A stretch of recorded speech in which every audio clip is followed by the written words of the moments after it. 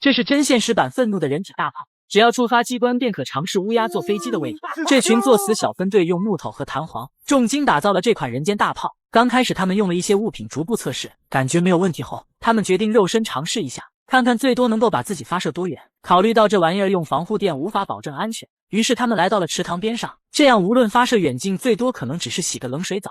为了启动后能够纵享丝滑，他们特意在轨道上喷了一些润滑剂。小帅艺高人胆大，成为了第一个吃螃蟹的人。他趴在轨道上面，起飞后忽闪着翅膀，还真有点愤怒的小鸟的样子。随后其他玩家也陆续尝试了一下，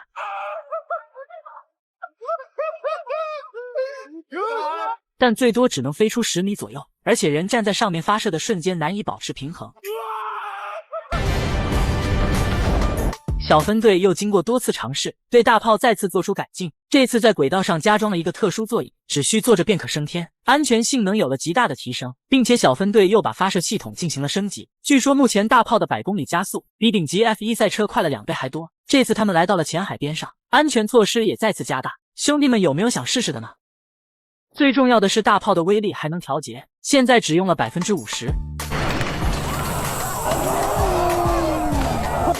好家伙，看起来都和上次差不多远了。小分队在海边一开始测试，就吸引了不少游玩的观众前来当炮灰。一开始他们还不敢加大力度，毕竟再往前面去就是深海区，玩家们万一不会游泳，那可就 BBQ 了。随后他们找了一些水性好的加大力度。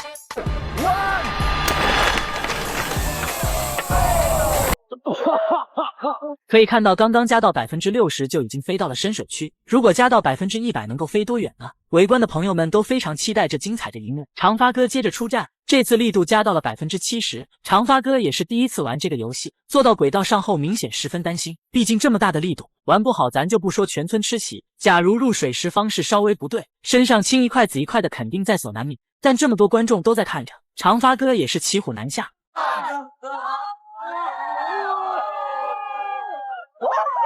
我的妈耶！长发哥出水后犹如熟透的龙虾，吓得他再也不敢挑战。随后小分队直接把难度拉满到 100%， 这次谁要是敢挑战，那至少也能够获得算你厉害的称号吧。围观者已经没有人敢应战，还是小帅艺高人胆大，毫不犹豫地坐了上去。